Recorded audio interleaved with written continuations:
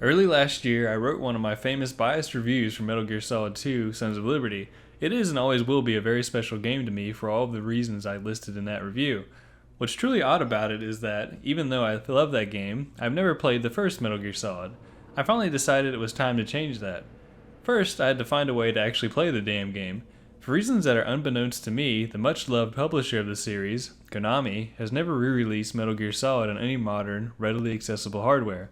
I know some of you are yelling that I should have simply pirated it on PC, but, just so you're aware, the pretend gamer ain't no pirate. I had to play the game an official way, which is why I was delighted to find out that Metal Gear Solid was available on the PS3. Thus, I brought my PS3 out of retirement, bought the game, downloaded it, and sat down to play it. Imagine my surprise when I found out that I couldn't record my gameplay due to the PS3 having an HDCP program on it.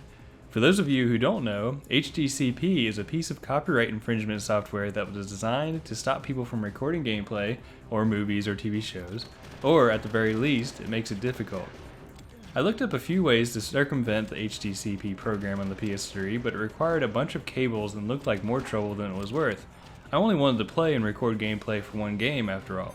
Thus, I reluctantly shelved the idea of playing Metal Gear Solid. A few days went by, then a week, which was quickly followed by a few months. I still couldn't get Metal Gear Solid out of my head. I knew that I had to find a way to play the game and record it so I could spew my unwanted opinion out into the world. Then one day I was in a used game store looking at what we'll call the classic game console section, and I was struck by a bolt of inspiration. Right then and there I decided that the only logical way I was going to get around the HDCP problem on the PS3 was to buy a GameCube and play Metal Gear Solid: The Twin Snakes. And thus, I walked out of that store with a GameCube under my arm. I told all of this to you, dear viewers, to show how unreasonable of a human being I am. Now, without further ado, let's get into this review. Metal Gear Solid: The Twin Snakes is an odd game in many ways. It is, let's just say, a soft remake of the original Metal Gear Solid. From what I can understand, it has the same story as the original game, but has the combat and movement mechanics of Metal Gear Solid 2: Sons of Liberty, while also introducing new cutscenes with over-the-top action sequences in them. I believe this is true, but don't quote me on that. If you're curious, you can all look this up on your own time. I'm just here to give the game a review. Oh, before we move on, I should also mention that Metal Gear Solid: The Twin Snakes is only available on the GameCube, so if you want to play it, you have to get one of these bad boys just like me. There was one phrase that kept running through my head while I was playing Metal Gear Solid: The Twin Snakes. They don't make them like they used to. This saying cannot be more true than in this instance. The Twin Snakes is a single-player stealth game with a wonky control scheme with a singular sense of style and humor. I truly believe that this game was pitched to publishers today, it would be laughed out of the room, which is a damn shame since it is a great game in my humble opinion. Let's start with the gameplay. As I said, it essentially features the same mechanics as Metal Gear Solid 2, which is just fine in my book, but some of you modern gamers will probably hate it. The Twin Snakes is, at its heart, a stealth game. The game uses what I assume would be called a third-person overhead perspective. As such, it is difficult to see what is directly in front of you. This forces you to be extra cautious and careful when moving through the levels or turning corners. The game does have a first-person mode, but it can only be used when you're standing still. This mechanic essentially forces a player to adopt a cautious playstyle. Of course, it was sometimes fun to go in guns blazing since watching chaos unfold in a Metal Gear Solid game is always a good time. Although the perspective does make it difficult to see if someone is standing directly in front of you, the Twin Snakes does give you radar which shows both where the enemies are and what direction they are facing in. This is nice and all, but there are certain sections of the game where the radar is not available. I know that these sections were probably supposed to spice things up in the gameplay department, but they really weren't that fun, if I'm being honest. I don't mind the top-down perspective as long as the radar is there to even things out, but when you take away the radar, that's just cruel. There are, of course, a variety of ways to get around the map without being seen. The best and most famous way is by using the many different kinds of boxes that can be found lying around. It's always a good time when Snake, I failed to mention that he's the main character, haven't I, has to run around with a box on top of him. If spotted, enemies will call in reinforcements, which forced me on more than one occasion to run and hide somewhere while the guards search the area. Although this is fairly advanced stuff for the time period in which the game released, it is actually quite easy to get around the alarm system and the guards if they're chasing you. Say for instance that the guards see you, call for backup, and proceed to start shooting at you. In order to escape this sticky situation, you can simply leave through what I would call a loading door, and then come back and everything will be back to normal. Additionally, the AI isn't the smartest in the video game world, which may be because it is an older game. One time I was chased into a dead-end room with no exits. A guard was standing just outside the open doorway, saw me hide under a box, the door closed, and, once the guard entered the room, he didn't know where I had gone. I would usually be upset by this sort of thing, but that's half the fun when playing a Metal Gear Solid game. You never know what's going to happen. Although primarily a stealth game, the Twin Snakes does shake things up in certain sections. There's one memorable instance where Snake must fight his way up a communications tower, which was as hectic as it was fun. The boss battles, however, are the best example of where the game steps outside of the norm. I'm going to be honest up front and say that I didn't enjoy most of the boss battles, especially the tank battle early on in the game. Arguably, the gameplay perspective is your biggest enemy in these battles since it's hard to get a clean shot off at the boss. Having said that, I did enjoy two boss battles in particular. I enjoyed the fights against both Sniper Wolf and Psycho Mantis. I really liked the battle against Wolf since it seemed to actually be a battle of skills. The sniping controls aren't the best, but you get used to them rather quickly.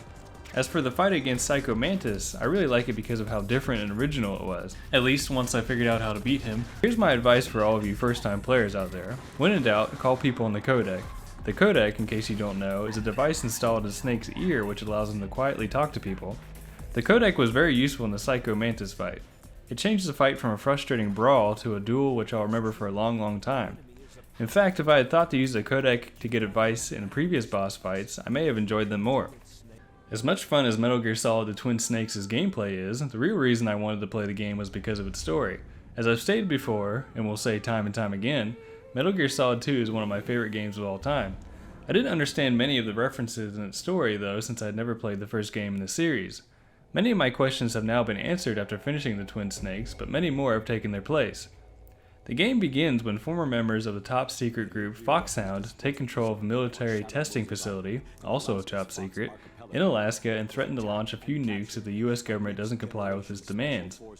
The US government only has one option left. They must send in the world-famous Solid Snake to take care of business. Snake must make his way through the facility in order to stop the terrorist threat. Of course, as per usual, he hasn't been told the whole story. I won't, like Snake's bosses, tell it all here. You'll have to actually play the game to find out the story, or at least read the Wikipedia page. Remember when I said that the phrase, "they don't make them like they used to," kept running through my head while playing? Well, that's mainly because of the story. Hideo Kojima wrote this tale so it has its own unique charm about it which no other creator in the industry has ever been able to match. The story and character moments cover a broad range of emotions, themes, and delivery styles. It goes from serious to sad to thought-provoking to funny and quirky and right back to serious within the span of a few minutes. It really is a roller coaster, which makes it even better. There's a lot of talking, however, in The Twin Snakes, especially towards the end where it essentially dissolves into a series of lectures, but it's all worth it because of the great character performances. In all seriousness, the story and the way it's presented would be dismissed as too campy and absurd if the actors portraying the characters gave just a little less effort in their performances. The actors give it their all in everything from the cutscenes to the conversations Snake has on the codec. It was all very well done in my opinion. Having said that, however, there were a few performances I did not enjoy. I won't say exactly which ones I didn't enjoy because I don't want to call out particular voice actors. I will say, however, that one voice actor was particularly puzzling since he is in the second game and I enjoyed him in that one, but I didn't like his performance in The Twin Snakes. Maybe he just got better with time. I don't know what it was, but it was weird to say the least. I do want to mention the cutscenes here as well. From what I understand, the developers changed the cutscenes from the original Metal Gear Solid game for The Twin Snakes by adding more action sequences to them. I couldn't help but laugh at some of the action because of how absurd it all was. Don't get me wrong, they were absurd in a good and ridiculous kind of way, and not in the "I can't believe how stupid this is" way. Their over-the-top presentation actually fit in really nicely with the overall game. The number one thing that I always appreciate the most about any Hideo Kojima game is the interactivity and the overall campiness of the experience. On the interactivity side, it seems the developers consciously thought about what would or should happen if the player does something. There are two examples which I think perfectly convey this design philosophy. The first one is when Snake is in a jail cell. The guard watching Snake will actively comment on whatever Snake does while in his cell. The second example is my favorite. If you shoot Meryl, a character who helps Snake on his mission, with the tranquilizer pistol, she will knock Snake's lights out when she wakes up. These are but two examples of what I'm talking about, but trust me when I say that this design philosophy runs throughout the entire game.